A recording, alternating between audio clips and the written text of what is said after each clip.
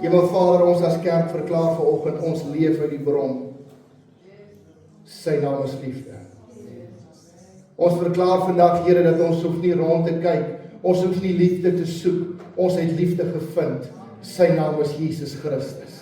Dankie, Here, dat ons vandag weet dat in Christus is ons geliefd en het ons lief. Dankie, Here, dat ons vandag weet dat in Christus Jesus kan ons harte oopmaak, want ons is veilig in Vader se hand. Here, dankie dat ons vandag weet dat lofprysing en aanbidding gaan nie oor ons nie. Dit gaan oor U. En ons verklaar dit opnuut, Here, U is die middelpunt van hierdie kerk. U is die middelpunt van hierdie gemeente. U is dit waaroor alles gaan. En daarom loof en aanbid ons U. In Jesus naam. In Jesus naam. Amen. Neem gerus jou sitplek. Mag die Here jou seën. As jy nog nie iemand gegroet het nie, wuif vir hom. Nie waai nie, net wuif. Wuif. Dat sy kaal, jy het het, dat is sy kaal. Jy het het. Ek koninklik, en net wil jy het het, jy het het. Jy het het. Prys die Here. Prys die Here. Het is goed om saam met jou te wees. Halleluja. Wie het gewees lang naweek? Wie het gehoop die lang naweek gaan langer wees? Ja, alle juffrouens. Alle juffrouens. Prys die Here. Loof die Here. Ek wil vanoggend met jou praat oor afhanklikheid van God is vryheid in Christus. So toe ek oorspronklik hierdie boodskap skryf, toe is die tema van die titel van die boodskap van vasgevang na vryheid. En terwyl ek dit skryf, en hoe meer ek dit skryf, val daar net iets in my hart rondom die afhanklikheid van God is vryheid in Christus Jesus. Amen? En ek was jou op 'n journey vat vanoggend rondom dit. Die woord van die Here sê, en pastoor Vincent het ons daaraan herinner, Eksodus 33 vers 15, toe sê hy vir hom, as u nie self meegaan nie, laat ons dan nie hier vandaan optrek nie. En die oomblik toe pastoor Vincent dit laas Sondag bedien, toe val daar iets in my hart en ek word gekonfronteer met hierdie vraag. Is God steeds met ons? Of het ons so onafhanklik geword in ons eie planne en in ons eie wil en ons eie doen en late, dat ons in die gemaksone van ons eie krag funksioneer? Is God steeds met jou? Is God steeds met my? Ja, ons weet in sy alomteenwoordigheid is hy met ons, maar is God steeds met ons in daardie selfe afhanklikheid wat Moses gesê het, as u nie met my saamgaan nie, asseblief laat ek nie hiervan af trek nie. En daar val iets in my hart rondom hierdie skrif. Want jy sien, ons het so gemaklik geword met die klip in ons skoen of die doring in ons vlees, dat ons die vervallenheid van hierdie wêreld aanvaar het as dis maar nou hoe dit is. Dis nou maar normaal. Ons het so gewoond geraak aan daardie irritasies en die frustrasies en die goed in ons lewe, daardie woestynplekke in ons lewe het ons so gewoond aan geraak, dat ons kyk na die wêreld, ons kyk na die vervallenheid, en daar's niks wat my lei of dryf om te sê, Jesus is steeds die antwoord nie, want ek is in die gemaksone van my eie krag. Het ons vrede gemaak met ons swakhede en ons tekortkominge, dat in plaas van om op die krag van God te vertrou, eerder ons lewe in te rig rondom die swaar kry en die seer.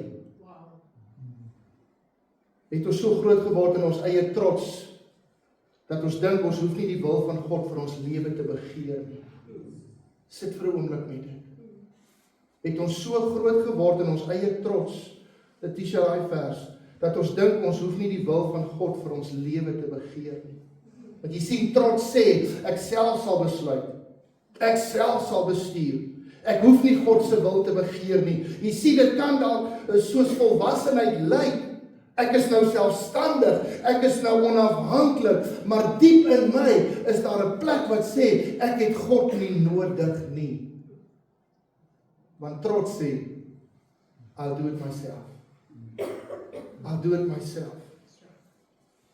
En tog is hierdie eintlik 'n plek van vasgevang. Tog is hierdie ek het vrede met die klip in my skoen, ek het vrede met my seer, ek het vrede met die woestyn, ek het vrede met die vervallenheid, ek is te trots, ek het niemand nodig nie, ek het niks nodig nie, tog is dit 'n plek van vasgevang. En ek dink dis waar Moses hierdie verklaring maak, wanneer hy sê, Here, ons is so afhanklik van U. Want ek dink hy het besef op daardie oomblik, en ons gaan nou kyk na die geskiedenis, hy het besef op daardie oomblik, het die volk hulle onafhanklikheid gevier, in plaas van hulle afhanklikheid aan God te koester. En ek dink dis daardie plek waar Moses uitroep in Exodus 33 vers 15 en sê, Here, as U nie met ons saamgaan nie, die volk weet nie wat hulle mis nie, die volk weet nie waarmee hulle besig is nie, maar God, as U nie met ons saamgaan nie, asseblief dat ek nie hier vanaf optrek nie. Want Moses het besef, daar's iets van vasvang, wat hom sy vryheid kos. Ons het ons afhanklikheid van U prys gegee vir ons eie vrees, of eerder ons eie vlees. En as ons dit nie besef nie, en ons dit nie bely nie, dan sal ons nie die vryheid wat net die Here ons kan gee, beleef nie, ons sal dit nie smaak nie. Want ek het nou vrees en vlees, die koning van my lewe gemaak. Ek het nou vrees en vlees toegelaat, om te sê, weet jy wat, dis maar hoe dit nog altyd was, ek sal nou maar aansukkel. Terwyl God sê, ek het nodig, dat jy na my kyk vir jou krag en jou sterkte. Is dit dan nie die woorde van Jesus in Matteus 5 wat hy sê, welgeluksalig is hulle wat honger en dors na my. Die nuwe vertaling sê van hulle wat weet hoe afhanklik hulle is van my, want hulle sal die koninkryk sien.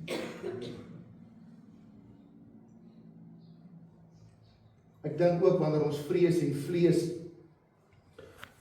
die rigtinggewer in ons lewe maak, dan mis ons die volheid van vryheid wat daar in Christus Jesus vir ons is. Jy sien, vrees probeer die toekoms beheer. Vlees kies wat maklik is. Dit kies wat bekend is. Dit kies wat gemaklik voel. Dit kies die gemakzone. Dit kies die skrif wat sê, nog 'n bietjie slymer, nog 'n bietjie slaap, nog 'n bietjie hande vou. Vrees beheer die toekoms. Vlees kies wat maklik en bekend is. En albei hou ons weg van ware vryheid in Christus. Amen? As vrees en vlees my lewe regeer, my toekoms probeer beheer en my in 'n gemaksone van my eie denke en my eie wil laat, is 'n moeilike plek. Dit is 'n moeilike plek om vryheid te probeer soek. Wat ons moet besef is, God se teenwoordigheid breek die beheer van vrees en vlees. Kan ek dit weer sê? Want ek en jy moet besef dat die teenwoordigheid van God breek die beheer van vrees en vlees. Daar die vrees vir wat my toekoms probeer beheer. Ek moet my eie planne maak. En daar die vlees wat sê, sien my probleem nie. Ek het nog altyd dit so gedoen. En die Heilige Gees lei ons na hierdie skrif in Hebreërs 10 vers 23 wat sê, laat ons styf vashou aan die hoop wat ons bely, want hy wat die belofte gemaak het, hy is getrou. Kan ek jou vanmôre aanmoedig, hou styf vas aan die hoop wat jy bely. Moenie dat die hoop wat ons bely net lippetaal wees nie, dit moet 'n vashou in my hart wees. Laat ons styf vashou aan die hoop wat ons bely. So, Exodus 33 vers 1 tot 15 en vers 15 is natuurlik die skrif wat ons gebring het tot by hierdie plek wat sê, as u nie met ons saamgaan nie, laat my asseblief nie optrek nie. Moses se woorde. So net so 'n bietjie agtergrond, as ons Exodus 33 wil verstaan, moet ons die konteks van hoofstuk 31 en 32 verstaan. So in hoofstuk 31 is Moses op die berg Sinaï, en hy het 'n verhouding met God, gesels met God, en God is in verhouding met hom, en hulle het hierdie oomblik in God se teenwoordigheid, en God gee vir hom die getuienis, die tafels van die getuienis, sê die skrif. Dit natuurlik is die kliptafels waarop die gebooie geskryf is. En terwyl Moses besig is op die berg, hoofstuk 32, kom die volk na Aaron toe. En jy kan gaan lees in vers 1, ek het nogal die woordeskat daarvan, ek het dit nogal gehou daarvan. Hulle kom by Aaron en sê vir Aaron. Sien, Moses hakel, nou kan hy nie eens Aaron sê nie. Kyk, en hulle kom by Aaron en sê vir hom, daai man wat ons uit Egipte uitgelei het, Moses, weet jy, ons weet nie waar hy is nie. Hy is hier berg op, ons weet nie wanneer hy gaan terugkom nie. Maak jy vir ons 'n afgod wat vir ons kan uittrek? Ja. En Aaron sê vir hulle, bring vir my al die goue ringe van die ore van die vrouens. Dis mos nou vroue maar. Bring al die ore van die oorringe, nie die ore nie, die oorringe van die vrouens. En die kinders, die seuns en die dogters. Sy nog al gedink het en sê, bring die ore van die kinders wat hulle gebruik het in karnaval. Mos nou, net soms. Ja. Wat is daai goed het my ma altyd gesê? In elk geval, en hulle sê vir Aaron, maak vir ons 'n afgod, en Aaron sê, bring vir my die goue oorringe. En hy bytel dit, en hy maak 'n goue kalf daarvan. Maar wat ons moet verstaan, en ons het al daaroor gepraat, as jy kyk na Psalm 133, hoe lieflik is dit van 'n broer saamwoon, dis is die olie wat afloop na die hoof van 'n Aaron, die baard. Wat ons het dit al gesê, die salwing van eenheid lê nie op die leier nie. Dit lê op die 2 IB's in die gemeente. Dit lê op die wat betrokke is, dit lê op die fasiliteerders, die koördineerders, die gemeenteraad, dit lê op die persoon wat by die deur staan, die persoon wat die klank doen, die persoon wat die koffie maak, dit lê op die een wat kinderbediening doen, dit lê op die een wat jeug doen. Die salwing van eenheid lê op die Aarons binne 'n gemeente. Dit lê nie op die Moses nie. Amen. Nou kom die volk na Aaron, die 2 IB, die een wat die salwing van eenheid dra, en sê vir hom, ons weet nie waar hierdie man is nie. Ons weet nie eens wanneer hy terugkom nie. Maak vir ons 'n beeld. En hier is jou sleutel nommer 1. Ongeduld, omdat ek voel God kom nie vir my deur nie, is saad vir onafhanklikheid. Is okay, jy hoef nie amen te sê nie, weet jy wat, hou dit net. Kom ek sê dit weer. Ongeduld, omdat God nie vir my deurkom nie, is saad vir onafhanklikheid. En dit maak dit eintlik afgodediens.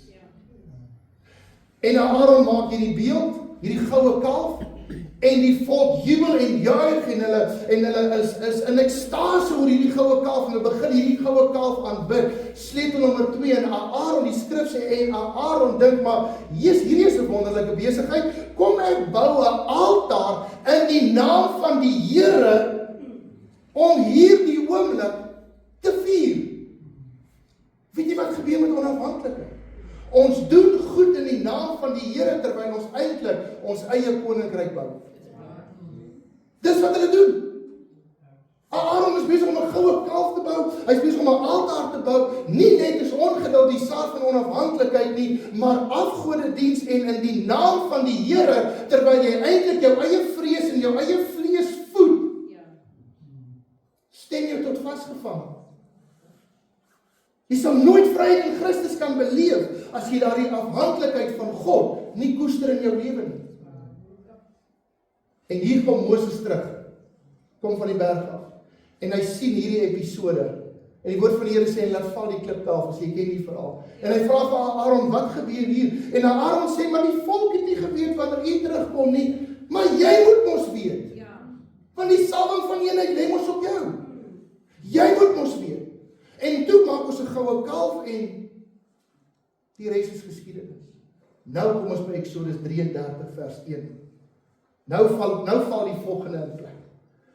Eksodus 33, verder het die Here met Moses gespreek. Gaan heen, trek hier vandaan, jy en die volk wat jy uit Egipte land laat optrek het, laat optrek het, na die land wat ek met die eed aan Abraham, Isak en Jakob beloof het, met die woorde aan jou nageslag sal ek dit gee. Jy sien, alhoewel ons in onafhanklikheid wil funksioneer, sal God nie sy woord en sy belofte breek, net omdat ons nie in plek is nie. En ek gaan nou nog iets sê. Net omdat ons in onafhanklikheid wil beweeg, net omdat die volk in afgodediens is, maak nie dat God sê, okay, hierdie is goeie grond vir my om my woord te breek. Nee, God hou sy woord. Hy sê, trek, en ek sal die land vir julle met die gee, wat ek met die eed beloof het, vers 32, en ek sal 'n engel voor jou uitstuur, en ek sal die Kanaaniete en die Amoriete, Hittiete, Feresiete, Hiwiete en Jebusiete verdryf. God sê, ek sal my woord nakom. Maar in plaas van hoe ons dit gedoen het tot nou toe, is daar 'n nuwe reëling. Ek sal dit steeds vir julle gee, maar ek stuur 'n engel voor julle uit. Na 'n land wat oorloop van melk en honing, want ek sal in jou midde nie optrek nie. Omdat jy 'n hardnekkige volk is, anders sal jy op die weg verteer word. God sê, dis beter dat ek dit so doen.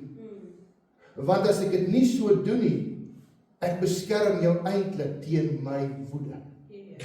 Ek beskerm jou teen my toorn. Want as jy in onafhanklikheid wil stap, ek sal nie my belofte breek nie, maar jy sal nie my teenwoordigheid hê nie. Want jy sien in hulle gesindheid van onafhanklikheid, ontvang die volk 'n ongelooflike aanbod. Die beloofde land, die oorwinning oor vyande, en 'n engel wat voor hulle uitgaan om die geveg vir hulle te veg. Maar God sê dat hy nie self in hulle midde sal optrek nie. En hier is die sleutel, jy kan die belofte kry, maar jy gaan die teenwoordigheid verloor. As jy in onafhanklikheid staan, en dink, ek is my eie mens, ek het niemand nodig, ek het God nie nodig. As jou ongeduld die saad was van onafhanklikheid, en as jy gedink het, jy kan goed doen in die naam van die Here, en 'n altaar bou om jou eie koninkryk te eer, sê God, ek sal my woord gestaan en jy sal die belofte kry, maar jy gaan my teenwoordigheid verloor. En dis die backstory, waarmee Moses met God in gesprek gaan. Nou verstaan jy Eksodus 33 vers 15 wanneer hy sê, Here, as u nie met my saam gaan nie, ek wil nie die belofte hê nie, ek soek u teenwoordigheid. Vers 4, toe die volk hierdie onheilspellende woorde hoor, het hulle getreur en niemand het sy versiersels aangesit nie. Weet jy wat gebeur hier? In Eksodus 12 lees ons, en kom ek lees dit. En die kinders van Israel het gehandel volgens die woord van Moses. Hulle het van die Egiptenaars silwergoed en goue goed en klere geëis. En die Here het aan die volk guns verleen in die oë van die Egiptenaars, sodat die aan hulle versoek voldoen het. Weet jy waarvan het hulle die goue kalf gebou? Hulle die goue kalf gebou van die goue oorringe wat hulle op grond van die guns van God by die Egiptenare ontvang het. Weet jy wat doen as ons in onafhanklikheid staan? Ons gebruik die guns van God vir ons eie voordeel en nie om aan hom eer te gee nie. Dis wat hulle gedoen het. Hulle treur en hulle sê, maar weet jy wat, kom ons haal hierdie goed af, kom ons haal die ketTINGs af, kom ons haal hierdie goue ringe af, want ons besef, dis gekry deur die guns van die Here. En nou gebruik ons dit sodat ons kan mooi lyk. Nou gebruik ons dit sodat ons gesig kan wees. Die Here het naamlik met Moses gespreek, sê aan die kinders van Israel, julle is 'n hardnekkige volk. En as ek vir een oomblik in jou midde sou optrek, sou ek jou vernietig. Maar haal nou jou versiersels van jou af, dan sal ek weet wat ek met jou moet doen. Wat God eintlik daar sê is, bely en bekeer jou. Haal dit wat jou mooi maak, sodat die fokus op jou kan wees. Haal dit af. Kom terug na jou afhanklikheid, sodat ek weet wat ek met jou kan en moet doen. Want jy sien die versiersels was die herinnering dat God guns aan die volk bewys het. Dis om so gewoon te raak aan die guns van God, dat ons afgode daarvan maak. En baie kerke maak afgode van die guns van God, want ons moet mos nou die beeld voorhou, ons moet mos nou mooier wees as die volgende een. En ons maak dit dat die fokus op ons is, in plaas van dat die fokus op Jesus Christus moet wees. En tog is dit asof God sê, moenie my guns dra, wat julle eintlik nie meer het nie. Julle misbruik my guns. Julle gebruik my guns. Jy sien die versiersels word 'n teken van verootmoediging. Daardie wat hulle dit afval en sê, ons gaan dit nie dra nie, ons lê dit neer. Die versiersels word 'n teken van verootmoediging. Soms moet ons dit wat status en sekerheid en selfvertroue gee neerlê, sodat ons weer kan hoor wat God sê en hom as ons ware bron kan erken. Lord, I need you. Lord, I need you. En weet jy hoe doen ons dit? Ons het die taal. Ons weet wanneer om te sê halleluja en prys die Here en die Here seën jou en Jesus is lief vir jou. Ons het die taal, maar ons het nie die wandel nie. Ons het die versiersel, maar ons het nie die krag van God se guns agter die woord nie. Dis daai skrif wat praat van julle wit gepleisterde grafte, wat Jesus die Fariseërs mee geantwoord het. Julle die skyn van God saligheid, maar die krag daarvan julle verloor. Jy sien, dis om terug te keer. En dit is in ons terugkeer en bekering waar ons ruimtes weer skep vir God se teenwoordigheid. Want in God se teenwoordigheid is daar vryheid in Christus. Toe die kinders van Israel hulle self beroof van hulle versiersels. Die woord beroof is hulle dit afgehaal. Hulle het dit afgehaal en weggesit. Van die berg Horeb af. En Moses het elke keer 'n tent geneem en dit vir hom buitekant die laar opgeslaan. Ver van die laar af en hy het dit genoem die tent van samekoms. En elkeen wat die Here wou raadpleeg het uitgegaan na die tent van samekoms wat buitekant die laar was. Jy sien, om God te raadpleeg is nie sommer net iets wat ek in die verbygaan doen. Dis nie net daai skietgebedjie, ja, as hierdie nou moet gebeur, dan sal dit gebeur. Om God te raadpleeg is om in sy teenwoordigheid te wees. Om God te soek vereis afstand van die alledaagse. Dis nie, ek gaan maar net gou God raadpleeg, ek gaan maar net gou hoor, ek gaan net gou incheck by God, maar ek gaan in elk geval doen wat ek self wil doen. Jy sien, om God te soek vereis afstand van die alledaagse. Om God te raadpleeg is 'n gesindheid van totale afhanklikheid en dit vra afsondering. Dit vra dat ons tyd dat ons 'n tyd en 'n plek sal hê waarheen ons kan gaan om die aangesig van God te soek. Dit vra 'n binnekamer oomblik. Dit vra dat ek my selfoon en my musiek en my goeders neersit om God te raadpleeg. Om God te vra. Here, wat is u wil? Wat is u doel? Wat is u plan? Hoekom moet ek geduldig wag? Want dit leer my afhanklikheid van God. Hoekom moet ek God se teenwoordigheid soek? Want dit verbreek die beheer van vrees en vlees.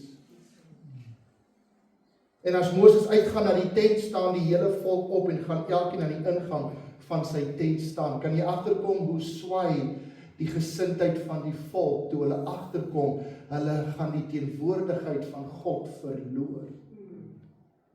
Jy sien hoe die teenwoordigheid van God is nie iets wat ons met groot effort en groot poging hoef te soek.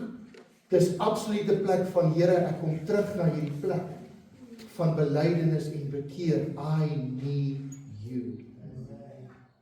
En ewe skielik verander die gesindheid van die volk. En die oomblik wanneer Moses in die tent van samekoms ingaan, of daarna toe gaan, dan gaan staan die volk by hulle tente, en dan kyk hulle hierdie man, want dis eintlik die man wat God aangestel het, om hulle in die beloofde land in te lei. God het nie die goue kalf aangestel, om voor hulle uit te trek nie, God het Moses aangestel. En die woord van die Here sê, elke keer wanneer hy stap, om God te raadpleeg, dis afhanklikheid. Dis afhanklikheid. Om God te raadpleeg, wie die volk by hulle tente gaan staan. Hulle het nie gerus of rondgelê, of met hulle eie goed aangegaan nie. Hulle het gaan staan en wag. Dis asof die vrees van die Here weer eens in die volk se hart kom lê. Dan kyk hulle Moses agterna totdat hy in die tent ingegaan het. En as Moses in die tent ingaan, kom die wolkkolom af en gaan by die ingang van die tent staan en dan spreek hy met Moses. Wolkkolom, die teenwoordigheid van God. En weet jy, toe God sê, ek sal 'n engel vir julle uitstuur, hy sal die oorlog gaan doen, en ek sal die land vir julle gee, maar ek gaan nie saam nie. Weet jy wat het God gesê? My wolkkolom en vuurkolom word van julle onttrek. Want die wolkkolom en die vuurkolom spreek van God se teenwoordigheid. In die oomblik toe hulle 'n plek van samekoms, 'n plek van heiligheid weer skep vir God, toe kom die teenwoordigheid van God soos in die wolkkolom. En hy kom ontmoet Moses op die plek van afsondering. By die plek van Lord, I need you.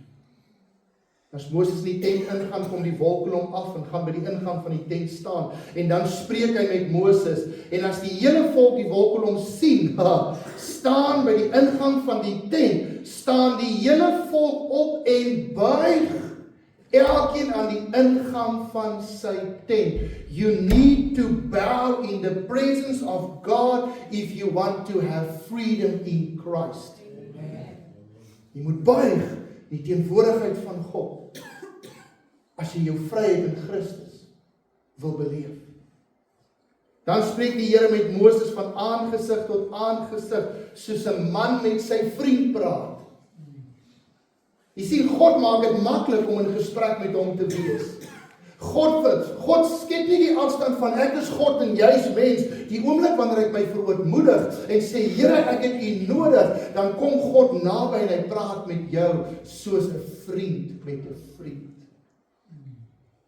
Laat my dink aan Psalm 145 vers 8. The Lord is gracious and full of compassion. He is slow to anger and of great mercy.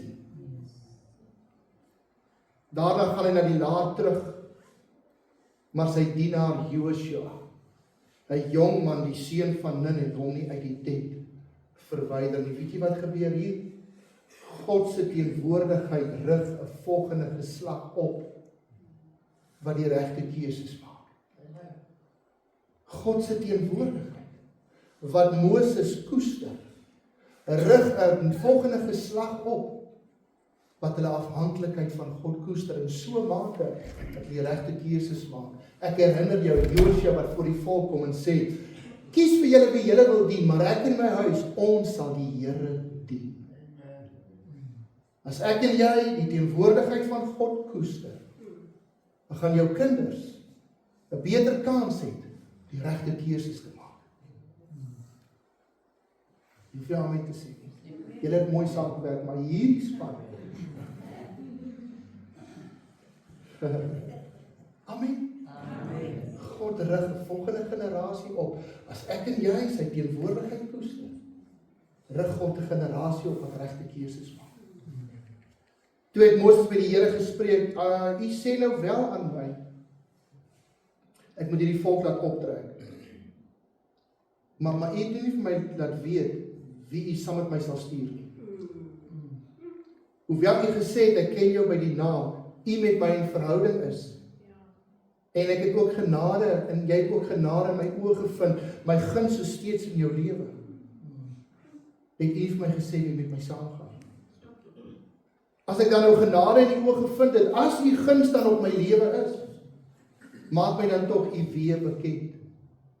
Maar God het dan nou net die tafels van getuienis vir hom gegee, om sy weë aan hom bekend te maak. Maar afgode diens het daardie weë, daardie wette verbreek. En Moses kom en sê, maak my net op die U weë bekend. Wat is my volgende tree?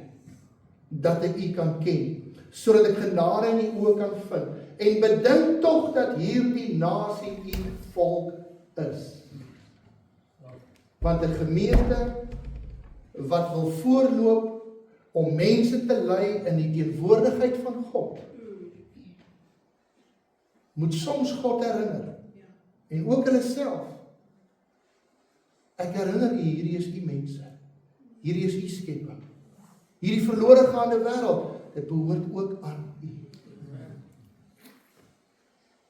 En hy antwoord, moet ek self meegaan om jou die rusplek te verskaf? Dit is so amper Jesus se woorde. God ken die antwoord, maar dit is so amper soos Jesus se woorde toe die blinde man vir hom vra, maar kan nie my genees? Toe vra God, vra Jesus, wat wil jy moet ek vir jou doen? Dat ek kan sien. Dat ek kan sien. Dit is so asof dit in dieselfde konteks is, waar God vir Moses sê, nou maar, wil jy dan nou hê, ek moet saam met jou gaan, om jou die rusplek te verskaf? En toe sê Moses, as jy nie self meer gaan nie, laat ons dan nie hier vandaan optrek. En dis afhanklikheid. Dis daar die plek waar ek en jy vir mekaar kan sê, God is met my, anders gee ek nie 'n volgende tree nie. God is met hierdie gemeente, God is met ons huisgesinne, God is met ons finansies, God is met ons gesondheid, God is met ons loopbane, God is met ons. As hy nie met ons is nie, laat ek nie 'n volgende tree gee nie. Dis afhanklikheid van God. Familie, kan ons weer in totale afhanklikheid van God verklaar, Here, ek kan nie sonder U nie. Kan jy vir 'n oomblik net vir jouself sê, Here, ek kan nie sonder U nie. Ek wil nie 'n volgende tree gee, ek wil nie 'n volgende besluit neem as ek U nie geraadpleeg het in U teenwoordigheid nie. Here, ek kan nie dit self doen nie. Here, ek kan nie sonder U nie. Here, daar's geen manier wat ek dit wat U vir my instoor het op my eie kan bereik nie. Al hou U die woord, al stuur U 'n engel, ek wil nie die belofte hê sonder U teenwoordigheid nie, want die kans dat ek dit kry is skraal. Miskien het ons opnuut nodig om die Here eerste te stel en ons totale afhanklikheid van hom te besef en te sê, Here, ek bely, ek kan nie sonder U nie.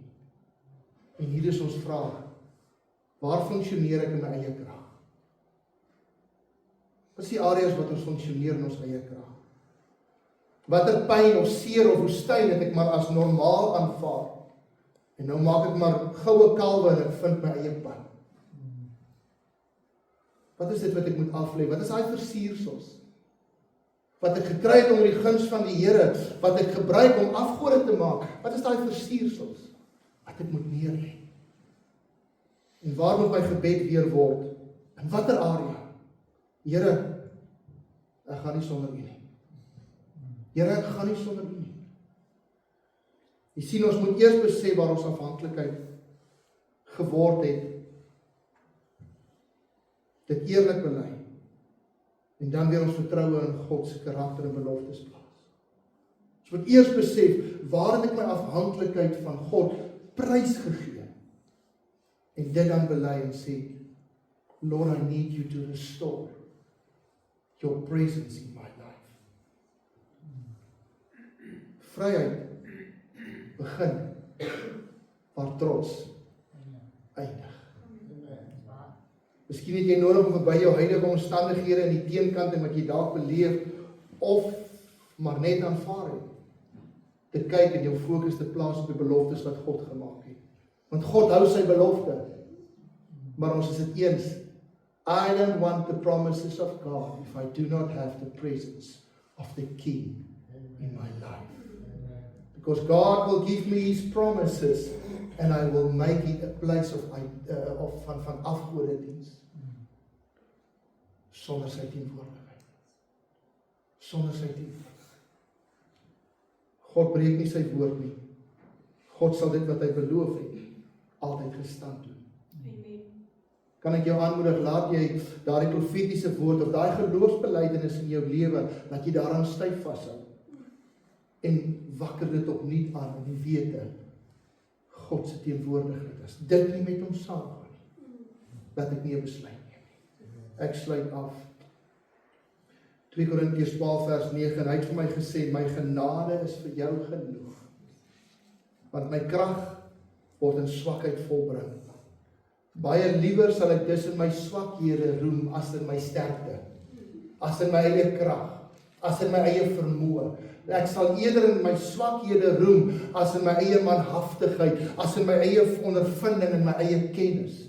Ek sal eerder in my swakhede roem, sodat die krag van Christus in my kan voor. Daarom het ek behaal in swakhede. En wat het die volk gedoen? Hulle het behaal in hulle eie vermoë. Kom, ons bou 'n goue kalf, ons het die oorringe, ons het die goud om dit te doen. Maar Paulus skryf, hy sê, ek het behaal in swakhede, in mishandelinge, in node, en soms daai plek wat ek geduldig moet wag, in vervolging en benoudhede om Christus wil, want as ek swak is, dan is ek sterk. Amen. Afhanklikheid van God is vryheid in Christus Jesus. Kom ons bid saam. Hemelvader,